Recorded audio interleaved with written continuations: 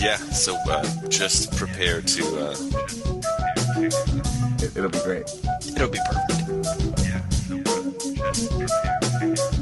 Y'all motherfuckers don't watch us play throughout the year, to tell you the truth. Whee! I'm gonna be real with you, and I don't care if I get fined.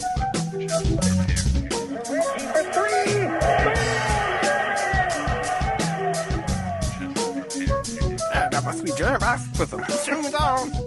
That train is off the tracks. Who doesn't love the bouncy castle? Hitler. Just prepare to... yeah, so just prepare to be awash in undebeatable goodness.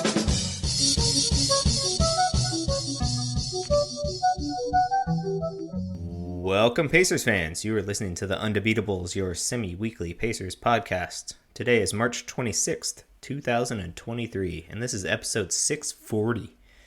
Coming to you from the high school home of Jamison Brewer, Silver Spring, Maryland, it's the Dr. Jason Triplett. This show, we're going to discuss a 1-2 week, and then a 1-3 week for the Pacers, including games against Detroit, Milwaukee, Philadelphia, Charlotte, Toronto, Boston, and Atlanta. Joining me this week are two of our analysts, coast to coast, like buttered toasts. First, from Asheville, North Carolina, he's our in-house bartender, mixing up the drinks and the concrete and the crappy jingles. It's John Colson. What is up, Pacer Nation? What is up, Undebeatables? Quick shout out to March Madness. It is madness. First time that no number ones have been in the Elite Eight since they started seeding in 1979, which is when I was born. So I guess I was seeded in 78. But whatever. Good one. Yeah, it took you a month to work on that joke. I had 2 weeks off. And from Boise, Idaho, out west, it's our enforcer, John Harper. What is going on, fellas? Shout out, missing undebeatable Joey. Hope you're doing great, buddy. Miss you. Indeed. Shout out. And shout out to you, listeners. We left you in the lurch last week. We just couldn't pull together enough people to do a show. So. Oh, but they were left make with up for it this classics, though. Harper and I debating the top 25 players by position of all time. Thought it was it must listen if you haven't heard it. So go back. Indeed. All right. Is there anything you want to recant now? No, Probably most of it. Well, no, but it was a moment in time, and that's what I like about it. It was a moment in time like 5 years ago. What? Sure. Wasn't that the one that like we couldn't release because we were so hammered? No. That was the one before that. That never got. We never released that one. This was our second attempt at that, and we stayed sober-ish for the first 5. There was lots of debates. There was lots of swearing and throwing of punches, but I think we came out to some really good decisions. It was good. Sounds like a great listen. Yeah. All right. Before we start the show, just want to remind you folks that the show is brought to you by you. You can head over to patreon.com/undebeatables to support the longest running Pacers podcast for as little as $1 a month. And there are higher tiers, and I imagine if you join at a high enough tier, you might get access to that unreleasable top 25 4-hour. Yeah, 4 hours of it's the Snyder cut. Nonsense. Yeah. Also, yeah, if we get enough folks to join Patreon, I think we could have Joey here tonight. I think he just needs extra $600 a week. I think is what he needs. So make it happen. Maybe Coulson would stop having to tote around 1.5 tons of concrete in a week. All right, boys. So since we missed last week, we have 7 games to catch up on here. Grand total, the Pacers went 2-5 in these games. So let's just rattle them off. 2 weeks ago, Monday, the Pacers played Detroit in that weird back-to-back. We played Detroit 2 times in a row. If you'll remember, the first time we whooped them, and the second time they whooped us. So they beat us 117-97 in that game. Jordan Nwora led the way with 20 points. Pacers get a couple days off and then play Milwaukee on Thursday and pull this one out, surprisingly. A fully healthy Milwaukee squad, and the Pacers win 139-123. 8 Pacers scored in double figures in that game. It was quite a watch. Then Saturday, following that, the Pacers played Philadelphia again, and again got manhandled by Joel Embiid. 141-121 was scoring that game. Okay, and then this week on Monday, the Pacers played at Charlotte and lost to the Robots 115-109. Turner led the way. Turner and Hield led the way with 20 each. Oubre Jr. led the way for the Hornets with 28. And some guy named Nick Richards pulled down 17 rebounds on us. Pacer killer Nick Richards. I mean, everybody knows who Nick Richards is, right? I think I took a English 101 with him. Then Wednesday, the Pacers travel across the border up north and play Toronto in the Raptors gym, and they win 118-114. Canadians showed particularly well in this game. Did. Andrew Nembhard, the silent B is for baller, 25 points and 10 assists. Matherin got a start and played quite well, and so did O'Shea Brissett. Yeah.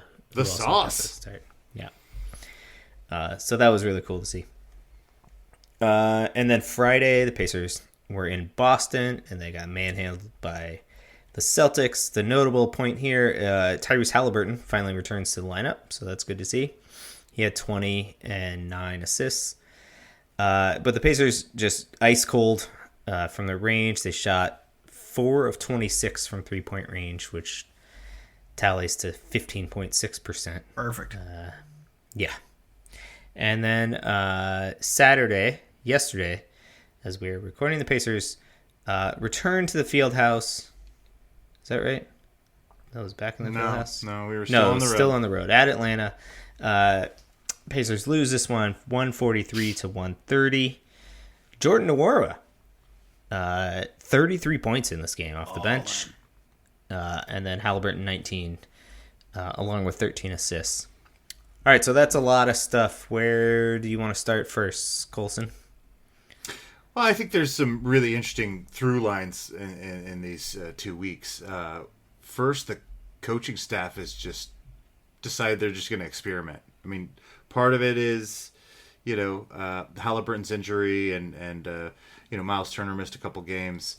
But we've been switching up the starting lineup quite a bit. And this week, Matherin started getting starts, and Buddy Hield's coming off the bench. And that showed well in the first game where Matherin, I think, got 18.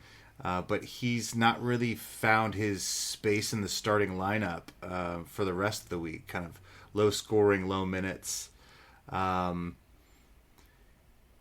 Isaiah Jackson has reemerged as, I guess, the guy that beat out Jalen Smith as our backup big man, but also our starting big man when Miles Turner is out, and has played very well. But yeah, I mean, I think a different starting lineup almost every day over the last 5 or 6 games. So I realize I forgot to shout out Nembhard the Younger and Creighton, who unfortunately went down today to San Diego State, who make their way to Houston for the Final Four. Good game, though. great game. Yeah, no, it was a pretty fun week of basketball, other than, the 75 turnovers or whatever we had in those 4 games. Well, we just give up 140 points a game now, is what we do. It's just Well, like, you don't know who's on the court with you at any given moment, so you're just going to throw the ball out of bounds. I'm with No, you. but, Yeah. yeah. Wara and McConnell's- Jackson this week, dude. Those guys were Yeah. huge. Wara had a 20-point quarter. yeah, yeah, Like, that's bonkers. yeah. And, yeah, Jackson just looked great at times. I mean, jeez.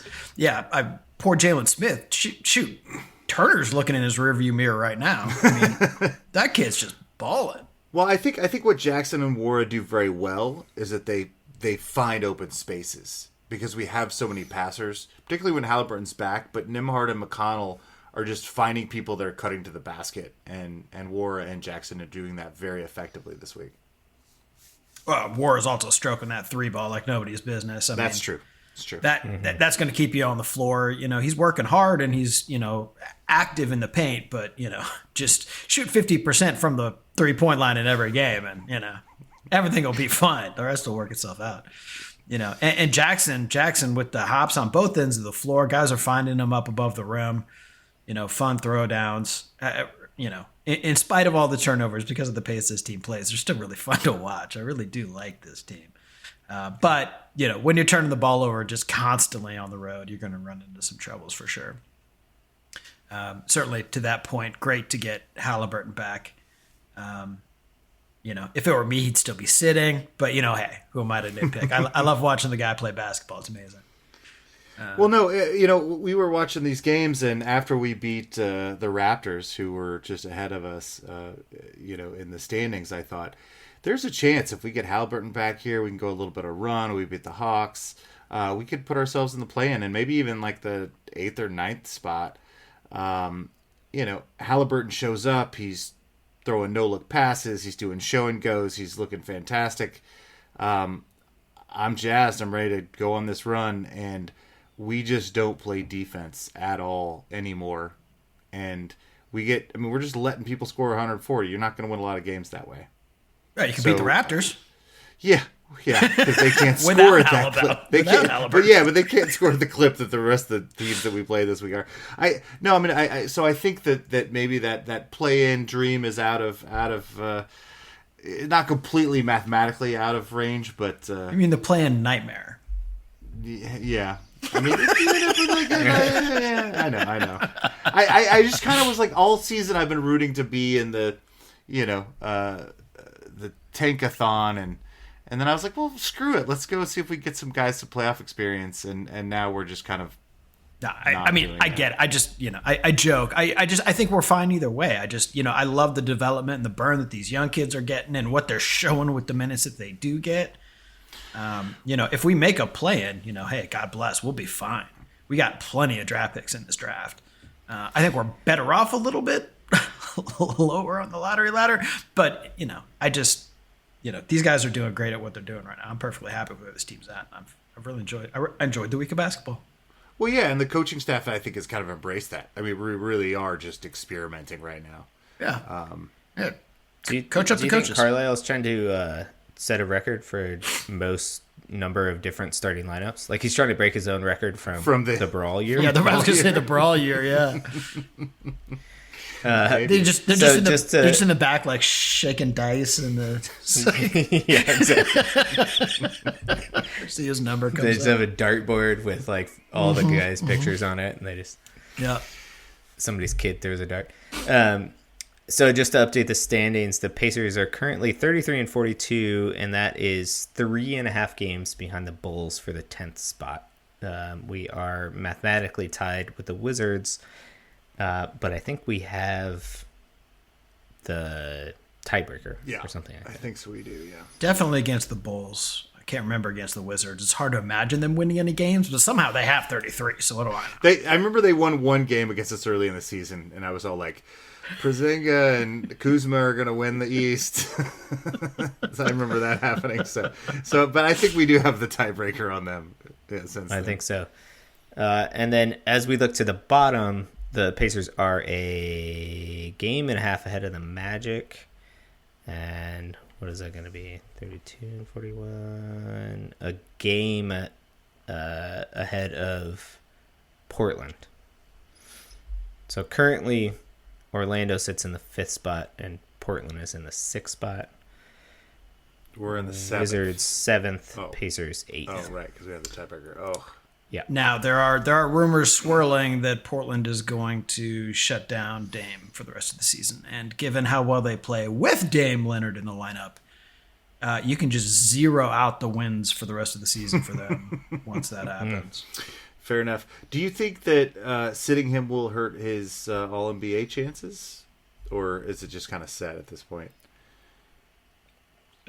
I mean, it certainly doesn't help. Is he in the conversation for All NBA? I mean, I think so. The man averages like 33 points a game. Yeah, I'm sure he'd make the second or third team somehow. You know what I mean? But like, there's no kicker for him. I can't imagine that matters for him financially. Well, maybe not financially, does it but help? like all these people have egos and they want to be in the, for the future, his Hall of Fame career sort of thing. I mean, I think Dame wants to be in a place where his damn team can succeed more than anything. Would he give up a first team All NBA to put his franchise in a position to not just suck annually? Yes, he would do that for sure.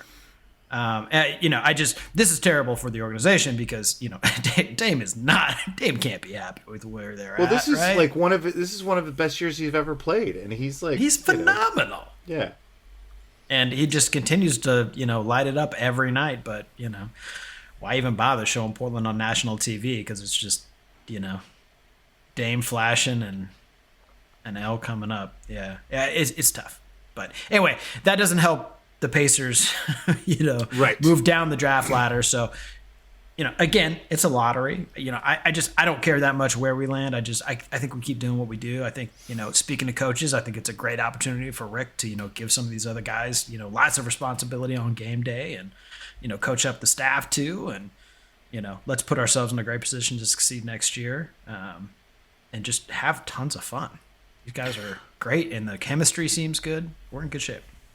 Yeah, I mean, I definitely feel like everybody's rooting for each other. I definitely feel like there's, we talked about a lot of turnovers, but a lot of that comes from a lot of trying to share the ball, which is great. I thought that, maybe the coaching staff was taking this time to see if they could put Mathurin in that starting lineup, something they didn't do all season. At this point, to mixed results. And it's also been mixed results for Buddy Hield. He doesn't seem to play as well off the bench. So I don't know what that looks like long term. The other thing that I thought when you talk about coaching experimenting was that Bucks game. We threw so many different kind of zones at the Bucks that I couldn't even keep up. Like, I feel like I know some stuff about basketball. We were running a 3-2 zone on them. I'm sorry. We were running a 2-3 zone on them, and they kept splitting it, and so we switched to a 3-2, or maybe the other way around. They basically were just slicing us up, and I'm like, why are we running zones then? Stop it. And then they went to like a 4-1.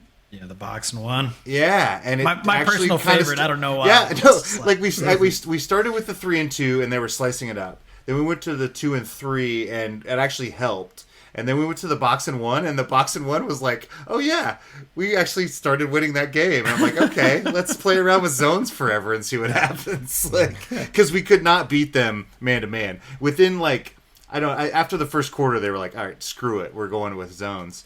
And we just kept fiddling with it. So that's fun. I mean, maybe there's something there, but I mean, the rest of the week or week and a half, we're still giving up 140 points.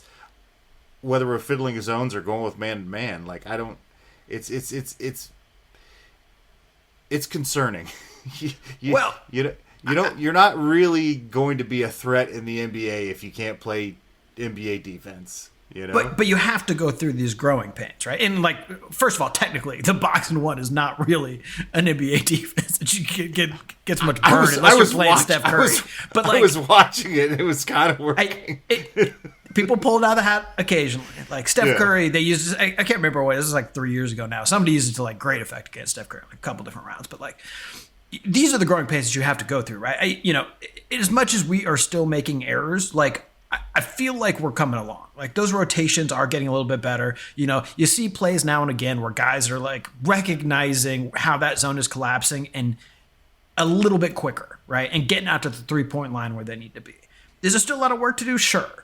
But, in order to have a defense that's always on a string, you're going to make a lot of mistakes first. And that's what we're doing. We need to, figure it out now while we have the time, not while we're, in a playoff run and coach calls the 2-3 zone and you're like, what? Right. Yeah. Especially when it's all guys that are third year or younger in the league, and they're still wrapping their heads around. I mean, there's so much information that one has to digest. To not only just to understand how the zone should work, but then also incorporate how individual players or the other team is going to counter punch that zone or whatever. Those guys understand offense on the other side of the ball. Yeah, and there's scouted reports. You know, I'm sure all the coaches tell these guys, like, okay, so if it gets kicked over to this guy, he's going to dribble this way and pull up for a 18-footer or whatever. But like, that's just a lot of information to have in your head and process all at once in real time. Yeah, when it's also you're just trying to follow the ball. Yeah, exactly. Keep just the trying guy to keep a guy in front of me, man. Yeah. Try not to fall over. It makes sense, and I think it's a good thing. Oh, that was just me, I guess. You know, at this point, to give these guys that experience, but also to get on tape some of these, you know, interactions between maybe funky lineups or guys that you wouldn't necessarily have on the floor together, so that the coaching staff has things to work with in the off season or ways to fix problems that they might see or whatever. Sure. And it's good for the scouts too, you know, find out like what weird, you know, things work in your world, and maybe there's somebody in the second round that, you know, is just going to fit somehow. Well, there was an interesting in the Sixers game. Embiid kept getting his switches on either Healed or Nembhard, and just going to work. I mean, friggin' Embiid is. He wasn't going to work; he was going to play. Yeah. You know, he's an MVP candidate. He was unstoppable against us. I think we probably added to his MVP case if we wanted to.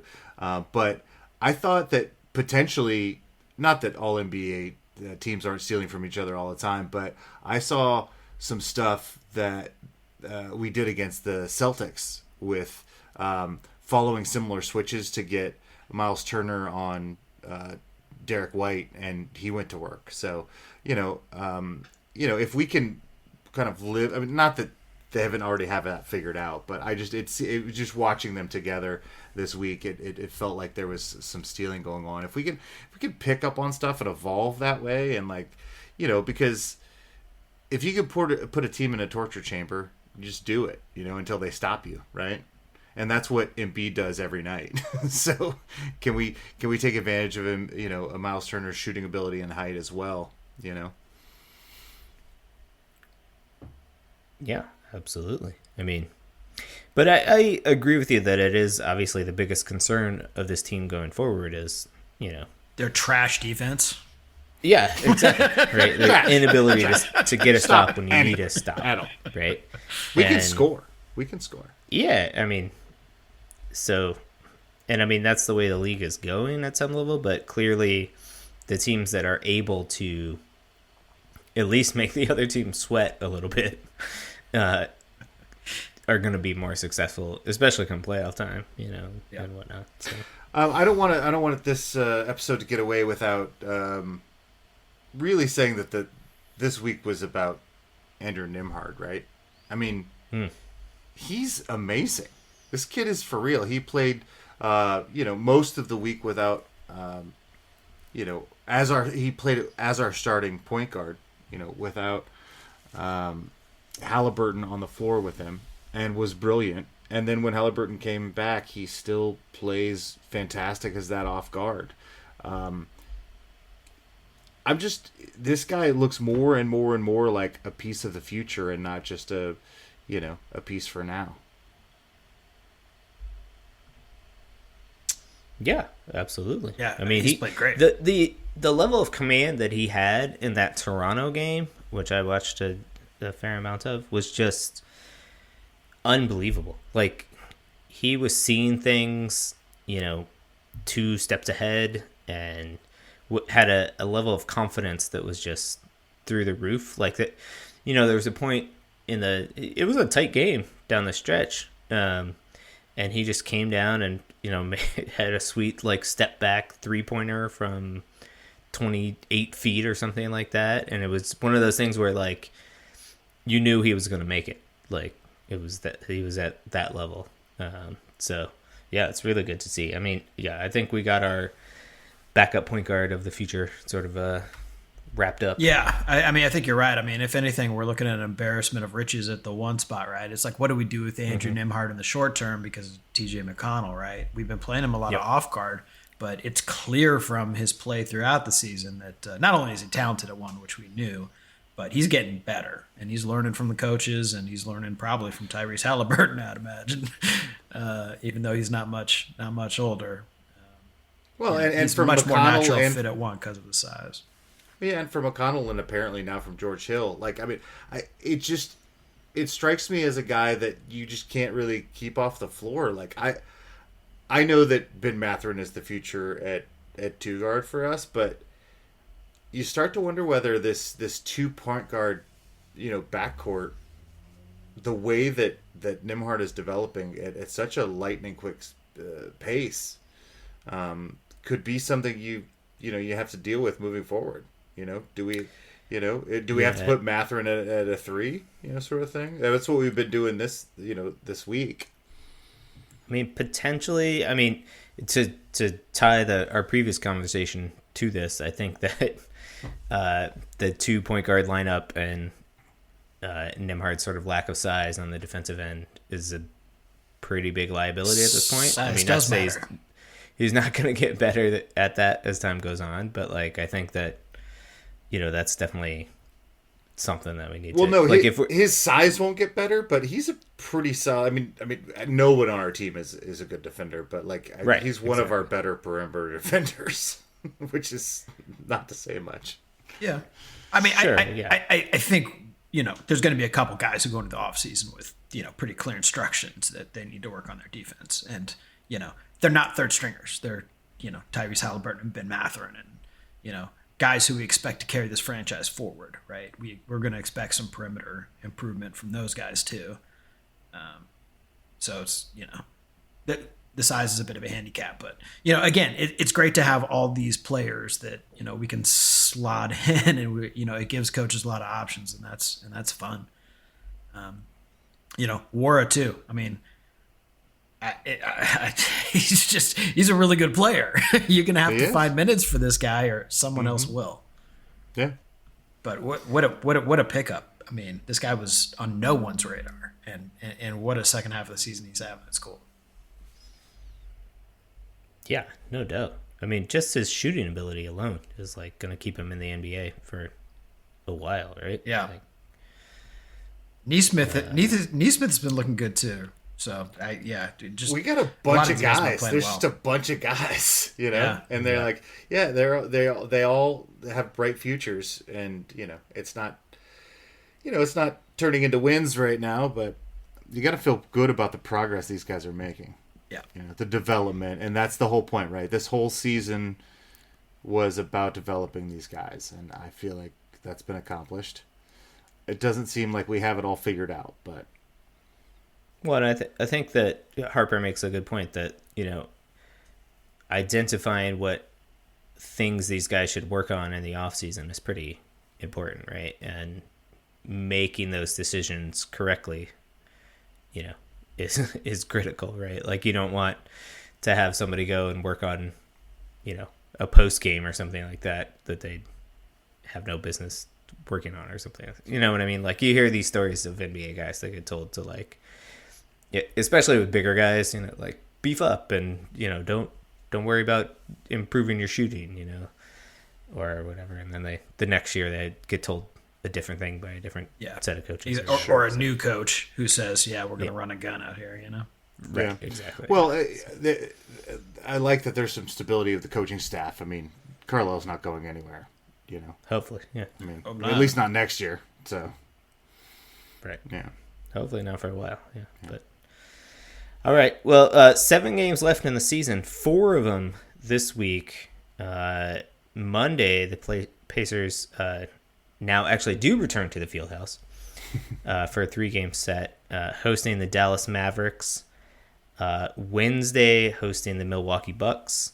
And Friday, the Oklahoma City Thunder. And then there's a game Sunday at Cleveland.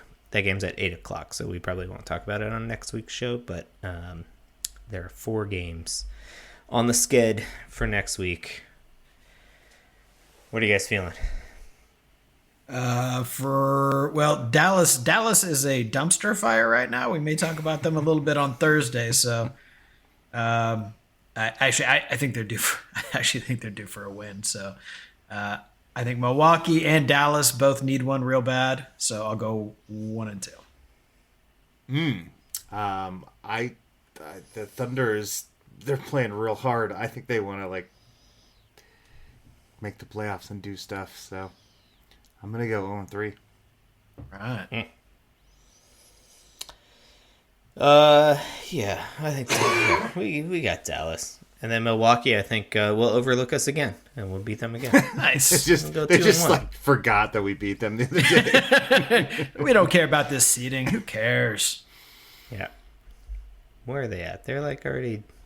Aren't they set? No. They're currently not set. They are 2 games ahead of Boston for the one seed. Currently the 1 seed, but it's all and also they did something stupid. Was that last year or 2 years ago where they rested everybody and lost their seed? So, right. And then lost in the playoffs on the road. So they're not going to make that mistake again. They got to keep winning. They're going to finish strong this year. Yeah. Right on. All right. Well, we'll see what happens. Until we do that, we want to thank you for listening. You can find us on Twitter. We are at Undebeatables. On Facebook.com/TheUndebeatables. You can email us at shoutout@theundebeatables.com. We've got a website, theundebeatables.com. And if you're over there, we've got a contact form that you can send us a note, or you can hop on over to the store link, get yourself a small t-shirt. For the architect, Donnie Walsh, and our once and always Hall of Fame coach, Donnie.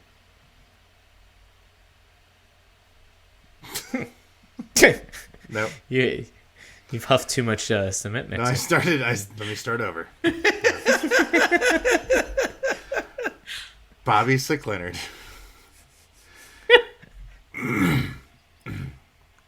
You can edit this in post, right? Oh, yeah.